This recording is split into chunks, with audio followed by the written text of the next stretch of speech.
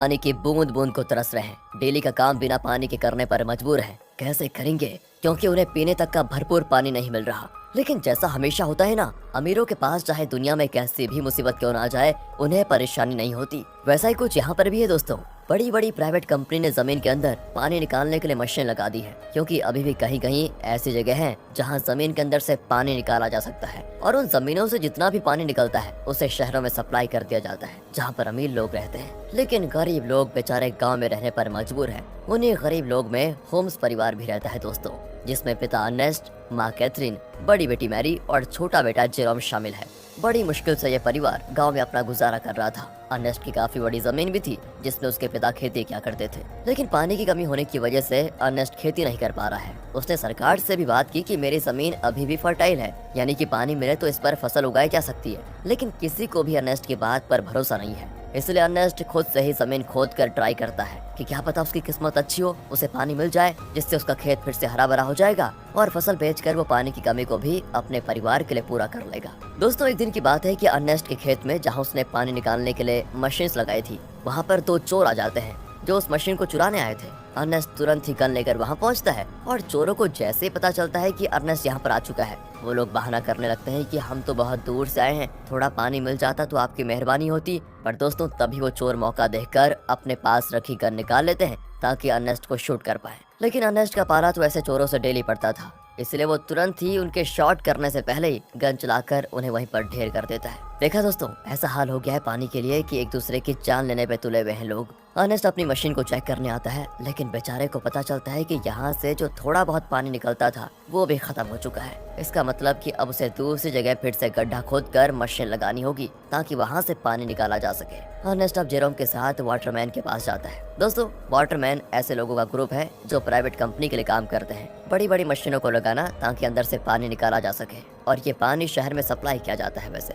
Ernest इन लोगों को शराब या खाने पीने की चीजें डिलीवर करने का काम करता है। वो शहर से सारी चीजें अपने गधे पर लाद कर लेकर आता है और इन वाटरमैन को दे देता है। उन्हीं वाटरमैन में मैक्स नाम का एक आदमी भी शामिल है, जिससे अर्नेस्ट की थोड़ी अच्छी पहचान होती है। अर्नेस्ट मैक्स से कहता है कि देखो भाई, तुमने यहाँ बड़ी मशीन लगाने का काम शुरू कर दिया है। यहाँ से थोड़ी दूर मेरा खेत है जहाँ पानी आता था वैसे, लेकिन तुम्हारे यहाँ वो बड़ी मशीन लगाने की वजह से जो थोड़ा बहुत पानी मेरे खेत को मिलता था, अब वो भी बंद हो गया है। क्या तुम अपनी इन बड़ी मशीनों की लाइन दूसरी जगह नहीं लेकर जा सकते? मैक्स कहता है कि ये तो मेरा काम नहीं है, तुम्हें बात करनी है तो तुम हमारे बॉस से जाकर कर सकते हो। अर्नेस्ट को पता होता है कि बॉस तो उसकी सुनने वाला है नहीं, इसलिए वो बेचारा अपना छोटा सा मुंह लेकर जेरोम के साथ घर आने के लिए निकल आता है। लेकिन जब इंसान की किस्मत खराब हो तो उसके साथ बुरी चीजें होने में टाइम नहीं लगता। ऐसा ही अर्नेस्ट के साथ भी हो जाता है। आते समय उसके गधे का पैर पत्थर से टकराने की वजह से वो नीचे गिर जाता है, और गिरने की वजह से उसकी एक टांग टूट जाती है। बेचारा गधा प्यास से पहले परेशान था, टांग टूटने से उसको और तड़पन होती है, इसलिए अर्नेस्ट उसकी तकलीफ को खत्म करने के लिए मजबूरन उससे वहीं मार डालता है। दोस्तों, क्या करता बेचारा। इसके बाद वो एक ऑक्शन हाउस में आता है जहाँ पुराने रोबोट्स को रिपेयर करके बेचा जाता है। अर्नेस्ट ऐसे एक रोबोट को खरीदने आया था ताकि आगे से वो डिलीवरी का काम संभाल पाए। साथ ही ऑक्शन में फेलम नाम का बंदा भी रोबोट पर बोली लगाने आता है, लेकिन आखिर में अर्नेस्ट को वो रोबोट मिल जाता है, जिसे पाकर अर्नेस्ट और जेरोम बड़े खुश होते हैं कि चलो कुछ तो काम की चीज आई हाथ में। इसके बाद दोनों हॉस्पिटल आते हैं जहाँ कैथरीन रहती है। कुछ समय पहले एक दुर्घटना का शिकार हो गई थी कैथरीन, इसलिए वो चल फिर नहीं पाती। इसलिए हॉस्पिटल में वायर के जरिए कैथरीन को रखा जाता है। वायर मतलब जो कैथरीन को चलने में मदद करते हैं। अब देखिए, अर्नेस्ट के पास इतने पैसे तो है नहीं कि वो वायर का सिस्टम खरीद कर घर लेकर आ पाए, इसीलिए वो और उसके परिवार के लोग हॉस्पिटल में ही कैथरीन से मिलने आया जाया करते हैं। अब हॉस्पिटल के बाहर अर्नेस्ट की मुलाकात रॉबी नाम के बंदे से होती है, जो अर्नेस्ट का बढ़िया दोस्त है, काफी ज्यादा करीबी है। उसके पास तो रहने के लिए घर तक भी नहीं है, साथ ही वो दिमाग से भी थोड़ा कमजोर है, इसलिए अर्नेस्ट उसके पास जो थोड़ा बहुत पानी होता है वो रॉबी और उसके परिवार को दे देता है, क्योंकि भले अर्नेस्ट के पास भी पानी की कमी है, लेकिन बंदे का दिल बहुत बढ़िया है यार। अब वहाँ से अर्नेस्ट जैसे ही घर आता है ना, उसके पास फेलम पहुँच जाता है, जो उससे कहता है कि मुझे तुम्हारा रोबोट चाहिए, कुछ जरूरी काम है। अर्नेस्ट को पता था कि फेलम एक नंबर का बदमाश आदमी है, वो रोबोट वापस करने में नाटक करेगा, इसीलिए दोस्तों अर्नेस्ट रोबोट देने से साफ मना कर देता है। साथ ही दोस्तों, मैं आपको बता दूं कि फेलम और अर्नेस्ट की बेटी मैरी का एक दूसरे के साथ चक्कर चल रहा है। अर्नेस्ट ने कई बार मैरी को समझाया कि वो फेलम से दूर रहे, वो अच्छा इंसान नहीं है, लेकिन मैरी है कि सुनने को तैयार ही नहीं होती। फेलम की वजह से वो तो अपने पिता से भी नफरत करने लगी है। बताओ दोस्तों, माँ बाप कभी गलत होते हैं क्या? जो बच्चे माँ बाप की बात नहीं मानते उनके साथ तो बुरा होता ही है। कहीं मैरी के साथ भी कुछ बुरा ना हो जाए। खैर आगे देखते हैं। अगले सीन में अर्नेस्ट एक और जगह गड्ढा खोद रहा होता है, इस उम्मीद में कि शायद वहाँ से कुछ पानी निकल जाए, लेकिन बड़ी मशीनों के पाइपलाइन के कारण आसपास का पूरा इलाका सूखा पड़ चुका था। इसलिए अर्नेस्ट को यहाँ भी निराशा का सामना करना पड़ता है। साथ ही गड्ढा खोदने के दौरान अर्नेस्ट जेरोम से बात कर रहा होता है। वो कहता है, जब मैं शहर गया था वहाँ मैंने एक लड़की को देखा जिसके बाल तो छोटे हैं लेकिन देखने में बहुत सुंदर है। तुम तो बेटा बड़े हो चुके हो, कहो तो तुम्हारी बात करवा दो उससे। मैं नहीं जानता कि इस हालत में हम कब तक जिंदा रह पाएंगे,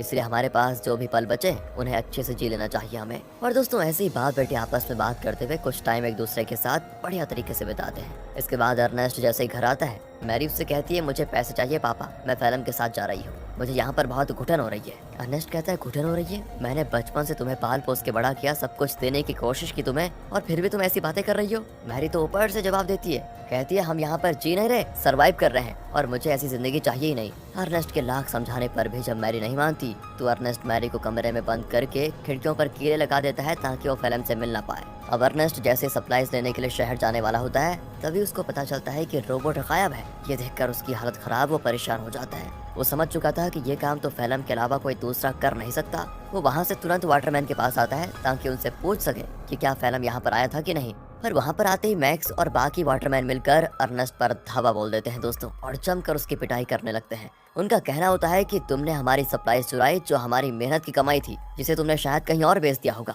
अर्नेस्ट कहते हैं, अरे ये क्या कह रहे हो तुम? मैं खुद यहाँ तुमसे पूछने आया था कि क्या फैलम मेरा रोबोट लेकर यहाँ आया था या नहीं, लेकिन उल्टा तुम लोग मुझे ही मार रहे हो। दोस्तों अर्नेस्ट यहाँ पर समझ चुका था कि जरूर फैलम ने शहर से मेरे बदले सप्लाईज ले ली और उसे वाटरमैन को देने के बजाय चुरा कर कहीं और लेकर चला गया। इसलिए दोस्तों अर्नेस्ट जैसे तैसे वाटरमैन से पीछा छुड़ाकर फैलम को ढूंढने के लिए निकल जाता है, जो उसे मिल भी जाता है। साथ ही अर्नेस्ट का शक भी सही था, उसने ही सप्लाईज चुराई थी दोस्तों, जिससे वो बड़े आराम से खा पी रहा था। इसलिए अर्नेस्ट गन पॉइंट पर लेकर फैलम को डरा देता है और उसे वाटरमैन के पास ले जाने लगता है, ये बताने के लिए कि सप्लाईज मैंने नहीं फैलम ने चुराई थी। आगे बढ़ते हुए दोनों काफी ज्यादा थक चुके थे। अर्नेस्ट सबसे ज्यादा थक चुका था और साथ ही साथ उसका पानी भी खत्म हो चुका था। इसीलिए दोस्तों फैलम अर्नेस्ट को बहकाने की कोशिश करता है कि मैंने सप्लाईज की थोड़ी शराब पी ली थी और थोड़ी बची है, मेरी मानो तो बची हुई शराब हम दोनों आधा आधा बांट कर पी लेते हैं। ज्यादा से ज्यादा वाटरमैन क्या करेंगे, मुझे मारेंगे ही ना, लेकिन अगर हमने पिया नहीं तो हम प्यास से जरूर मर जाएंगे। इस पर अर्नेस्ट मान जाता है, लेकिन जैसे ही वो फैलम को रस्सियों से आजाद करता है,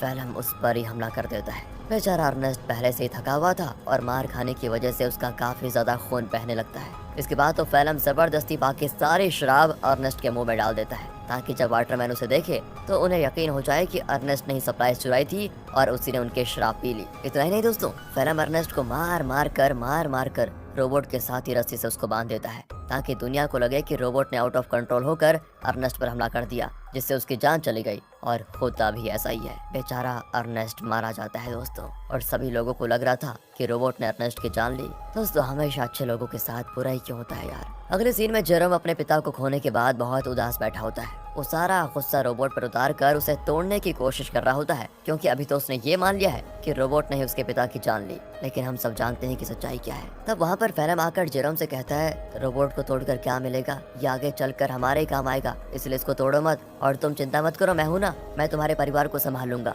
तुम्हारे और मैरी का अच्छे से ख्याल भी रखूंगा। बताओ दोस्तों, कातिल मसीहा बनने की कोशिश कर रहा है। अगले सीन में दिखाते हैं कि फैलम मैक्स के पास आकर कहता है, मुझे पानी की एक पाइपलाइन चाहिए ताकि उसकी मदद से मैं अर्नेस्ट की जमीन पर खेती कर सकूं। मैक्स कहता है, मैं क्या तुम्हारा कोई नौकर हूँ, जो तुम कहोगे और मैं कर दूंगा। तो फैलम उससे कहता है कि अच्छा, तुम्हें मानना पड़ेगा दोस्त, मानना पड़ेगा। वो दोस्तों उसका चाकू दिखाते हुए कहता है, ये चाकू तो याद है ना तुम्हें, उस दिन जब सप्लाईज लेकर तुम लोगों ने अर्नेस्ट पर हमला किया था, तब ये चाकू अर्नेस्ट ने तुमसे ले लिया था और मुझे ये चाकू उसकी बॉडी के पास मिला जिसमें तुम्हारा नाम लिखा हुआ है। सभी जानते हैं कि मरने से एक रात पहले सप्लाईज लेकर तुम्हारी और उसकी लड़ाई हुई थी। तो मैं क्या सोच रहा था कि मैं जाकर सभी को ये बात बता देता हूँ कि लड़ाई के दौरान तो मैक्स अर्नेस्ट को नहीं मार पाया, लेकिन अगले दिन जब उसे मौका मिला तो उसने अर्नेस्ट को मार दिया और आरोप डाल दिया रोबोट पर। यह सुनकर मैक्स घबरा जाता है और फैलम की बात मानते हुए कंपनी से छुपाकर एक सीक्रेट पाइपलाइन अर्नेस्ट के खेत में चालू करवा देता है, जिससे दोस्तों खेत को पानी मिलना शुरू हो जाता है। सभी बड़े खुश होते हैं कि यहाँ पर फिर से खेती हो सकेगी।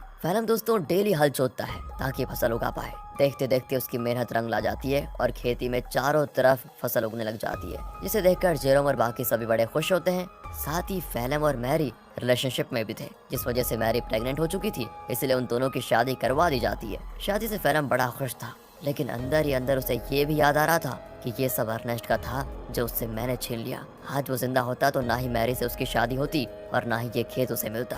अर्नेस्ट के मरने के बाद फेलम ने उसकी सारी चीजों को दोस्तों अपना लिया होता है, लेकिन ये इंसान यहाँ पर भी नहीं रुकेगा। अभी आप इसके पाप देखिए कितना करता है ये। अगले सीन में बैंक से कुछ कर्मचारी आते हैं जो फेलम के पैरों तले जमीन खिसका देने वाली बात बताते हैं कि जमीन पर तुम्हारी फसल उगी है। उस जमीन को अर्नेस्ट ने गिरवी रखा था, वो तो मर गया, इसलिए अब ये जमीन बैंक की होती है और इसमें जो फसल उगी है वो अभी बैंक के पास ही जाएगी। फेलम कहता है नहीं, ऐसा नहीं हो सकता, ये बात तुम्हें पहले बतानी चाहिए थी जब यहाँ पर फसल नहीं उगी थी उस समय, और अगर तुम पहले बता देते तो मैं कोई दूसरी जमीन देख लेता। लेकिन दोस्तों बैंक वाले नहीं मानते, वो कहते हैं कि 1 हफ्ते के अंदर अगर पैसे नहीं मिले तो इस जमीन को तुम भूल जाना। इतना कहने के बाद वो चले जाते हैं। फेलम तो परेशान हो चुका था कि अर्नेस्ट ने तो मुझे बेवकूफ बना दिया, बेकारी कहीं का, जमीन तक गिरवी रखिए, बताओ अब पैसों का बंदोबस्त कैसे कर पाऊंगा। बताओ दोस्तों, ये तो वही बात हो गई, उल्टा चोर कोतवाल को डांटे। खैर अब फेलम जेरोम से कहकर रोबोट ले जाने लग जाता है। वो कहता है मैं रोबोट को बेचने जा रहा हूँ ताकि इससे मिले पैसों से बैंक वालों का उधार चुका पाऊँ। लेकिन दोस्तों फेलम शरीफ आदमी नहीं था, वो रॉबी के पास आता है। वही रॉबी दोस्तों जो काफी ज्यादा करीब है, और वो उसे बहाने से साथ में ले जाता है कि मेरे साथ चलो, मैं तुम्हारे लिए पानी वगैरह का बंदोबस्त करता हूँ। इसलिए बेचारा रॉबी अपने बच्चे को लिए फेलम के साथ चला जाता है। लेकिन मैंने कहा था ना दोस्तों, फेलम के पापों का घड़ा भरा नहीं है। वो धोखे से बेचारे रॉबी के बच्चे को बेच देता है, जिनसे मिले पैसों को वो बैंक वालों को दे देगा। अब इसकी खबर जैसे रॉबी को रखती है, वो फेलम से झगड़ा करने की कोशिश करता है। लेकिन जहाँ पर फेलम ने बच्चे को बेचा था वहाँ झगड़ा वगैरह करने का रूल नहीं होता। बच्चा बिक गया तो डील कभी नहीं टूटेगी, इसलिए वो बदमाश लोग रॉबी को शूट करके मार देते हैं दोस्तों। साथ ही वो फेलम को भी शूट करने की कोशिश करते हैं, क्योंकि उन्हें तो लगा था कि फेलम रॉबी की परमिशन के साथ उसके बच्चे को बेच रहा है। इसलिए फेलम जैसे तैसे अपनी जान बचाकर दोस्तों वहाँ से भाग ही जाता है। साथ ही वो रोबोट को वहीं छोड़ देता है, क्योंकि उसे जेरोम को भी तो बताना है कि ये पैसे बच्चे को बेचकर नहीं बल्कि रोबोट को बेचकर आए हैं। क्या कहें दोस्तों, कितना बुरा आदमी है यार फेलम। तभी तो दोस्तों अर्नेस्ट अपनी बेटी मैरी को मना कर रहा था इसके साथ रहने के लिए। अगले सीन में बैंक को पैसा देने की वजह से जमीन फिर से फेलम की हो जाती है, तो वहीं रोबोट आगे बढ़ते हुए अपने ओरिजिनल ओनर के पास जाने के लिए निकल पड़ता है। क्योंकि जब वो बदमाश लोग फेलम और रॉबी को शूट कर रहे थे तो कुछ गोली रोबोट को भी लग गई थी, जिससे हुआ ये कि रोबोट की डिफॉल्ट सेटिंग ऑन हो गई और इसीलिए वो अपने ओरिजिनल ओनर के पास जा रहा है जो कि शहर में रहता है और ओनर का नाम है कैल्विन। वो जैसे उस रोबोट को देखता है तो बिल्कुल हैरान हो जाता है कि ये किसका रोबोट घूमकर वापस मेरे पास आ गया। उस रोबोट पर दोस्तों अर्नेस्ट का नाम लिखा हुआ था, इसलिए कैल्विन रेडियो के जरिए अर्नेस्ट से संपर्क करने की कोशिश करता है ताकि वो आगे आए और अपने रोबोट को वापस लेकर जाए। जेरोम तो जैसे ही रेडियो को ऑन करता है तो बिल्कुल हैरान हो जाता है कि फेलम ने तो कहा था कि उसने रोबोट को बेच दिया, अब ये कैल्विन बता रहा है कि रोबोट उसके पास है। इसलिए दोस्तों वो डिसाइड करता है कि अगर कैल्विन रोबोट वापस देना चाहता है तो कोई नहीं, ये तो बहुत अच्छी बात है, मैं जाकर उसको ले लेता हूँ। अगले सीन में जेरोम को रॉबी की पत्नी दिखाई देती है, जो रॉबी और उसके बच्चे के वापस न आने पर सदमे में जा चुकी थी। वो एक गुड़िया लेकर रॉबी और अपने बच्चे के आने का इंतजार करती है। सच में दोस्तों बेचारी के साथ बहुत बुरा हुआ ना। एंड इस चीज को देखकर जेरोम को लगता है कि जरूर कुछ तो बात है जो फेलम छुपा रहा है। जिसके बाद वो शहर के बॉर्डर पर आता है, लेकिन 18 साल से कम होने की वजह से गार्ड्स उसे शहर में जाने नहीं देते। तब वहाँ पर एक लड़की आती है जिसका नाम अना है। वो जेरोम से कहती है मेरे पास आ जाओ, मैं तुम्हें शहर भिजवा सकती हूँ, वो भी बहुत कम पैसों में। जेरोम जैसे ही अना को देखता है तो बिल्कुल हक्का बक्का हो जाता है, क्योंकि वो हूबहू वैसी होती है जैसा कि अर्नेस्ट ने उसे छोटे बालों वाली उस लड़की के बारे में बताया था। याद है ना दोस्तों, जब अर्नेस्ट जेरोम से कह रहा था कि तुम्हारी शादी कर लेते हैं, उससे बात कर लेते हैं तुम्हारी, तो दोस्तों जेरोम उससे फिर अर्नेस्ट के बारे में पूछता है, लेकिन वो तो जानती ही नहीं अर्नेस्ट को। जेरोम भी आगे कुछ नहीं कहता और इसके बाद वो जेरोम को शहर तक जाने वाली सामान की गाड़ी में छुपा कर बैठा देती है और उसकी मदद से जेरोम शहर पहुंच जाता है। अब शहर आने के बाद जेरोम कैल्विन से मिलता है, जो उसे उसका रोबोट वापस कर देता है। रोबोट को जो गोलियां लगी थी कैल्विन ने उसे भी रिपेयर कर दिया था, साथ ही उसने रोबोट की सेटिंग भी सही कर दी थी। तब जेरोम जैसे ही रोबोट को ध्यान से देखता है तो पता चलता है कि इसमें तो कैमरा लगा हुआ है जो कि लेजर बीम की मदद से वीडियो रिकॉर्ड करता है। वीडियो साफ रिकॉर्ड तो नहीं होता, लेकिन इतनी क्लियर जरूर होती है कि उसे देखा जा सके। और तब उन वीडियोस में जेरोम को उसके अर्नेस्ट के साथ बिताए वे पल दिखाई देते हैं जिन्हें रोबोट ने रिकॉर्ड कर लिया था। उन्हीं वीडियो में दोस्तों वो वीडियो भी होती है जब फेलम अर्नेस्ट को मार रहा था और रस्सी से बांधकर उसे रोबोट के साथ जोड़ दिया था। इस चीज को देखकर जेरोम को एकदम से सदमा लगता है। उसे सच्चाई का पता चल चुका था कि उसके पिता का मरना कोई एक्सीडेंट नहीं था, बल्कि फेलम की सोची समझी साजिश थी। इसलिए वो रोबोट को लेकर वापस घर आ जाता है और आते ही फेलम को ये नहीं बताता कि उसको सब कुछ पता चल गया है, क्योंकि अगर मैरी को मालूम पड़ा कि ये सब फेलम ने किया तो वो तो सदमा बर्दाश्त नहीं कर पाएगी। ऊपर से वो प्रेग्नेंट भी है। इसीलिए जेरोम एक प्लान बनाता है वो फेलम से कहता है कि मैंने रेडियो पर सुना कि रॉबी तुम्हें बुला रहा है। अब ये सुनकर फेलम परेशान कि रॉबी तो मर चुका है, ये कौन सा रॉबी बुला रहा है। इसलिए वो कहता है कि शायद वो कोई दूसरा फेलम होगा जिसके लिए वो रॉबी बोल रहा है। अब प्लान फेल होता देखकर जेरोम एक लेटर लिखता है फेलम को, ताकि फेलम को ऐसा लगे कि ये लेटर रॉबी ने भेजा है और वो उसे उसी जगह पर बुला रहा है जहाँ पर अर्नेस्ट मरा था। लेटर देखकर फेलम समझ चुका था कि कुछ तो गड़बड़ी है, मुझे वहाँ पर जाकर देखना ही पड़ेगा। इसीलिए वो उसी जगह पर जाता है जहाँ पर उसने अर्नेस्ट को मारा था। आगे बढ़ते हुए उसे जमीन पर बना हुआ गड्ढा दिखाई नहीं देता और गलती से वो उसे गड्ढे में गिर जाता है, जहाँ गिरने से उसका पैर टूट चुका था और वो मदद के लिए चिल्ला रहा होता है। तब वहाँ पर जेरोम गन लेकर आता है। उसे इतने गुस्से में देखकर फेलम समझ जाता है कि जेरोम को सब कुछ पता चल चुका है और ये सारा प्लान जेरोम का ही था। तो फेलम जेरोम को बहलाते हुए कहता है, देखो जो हुआ मैं उसके लिए शर्मिंदा हूँ, मुझे माफ कर दो, लेकिन देखो मैंने मैरी और तुम्हारे कितना अच्छे से ख्याल रखा, अगर मुझे कुछ हुआ तो मैरी ये सदमा बर्दाश्त नहीं कर पाएगी, इसलिए मुझे जाने दो। लेकिन जेरोम उसकी एक नहीं सुनता और सीधे फेलम को शूट करके मार डालता है। इसके बाद वो रोबोट की मेमोरी भी रेस कर देता है ताकि कभी मैरी ये सब कुछ देख ही ना पाए। वो नहीं चाहता कि मैरी कभी कुछ इसका सच जाने। कुछ दिन गुजर चुके थे। फेलम के घर न आने पर मैरी बहुत परेशान होती है। जेरोम कहता है कि वो अच्छा इंसान कभी था ही नहीं, तुम्हें छोड़कर वो भाग गया। और ये सुनकर मैरी एकदम उदास हो जाती है और अपने दिल से फेलम के लिए प्यार खत्म कर देती है। दोस्तों, उल्टा वो उससे नफरत करने लगती है। जेरोम ने बड़ी शांति से अपना बदला ले लिया। इसके बाद जेरोम और मैरी घर चलाना शुरू करते हैं, क्योंकि खेत उन्हें मिल चुका था। उन्हीं फसल को बेचकर वो पैसे जमा करेंगे ताकि अपनी माँ को हॉस्पिटल से घर लेकर आए। और इसी मिक्स फीलिंग के साथ वॉचिंग माई वीडियो एंड अगर ऐसे ही आपको और वीडियो चाहिए राजनीति से रिलेटेड तो हमारे चैनल को ज़रूर सब्सक्राइब करिए। Thank you.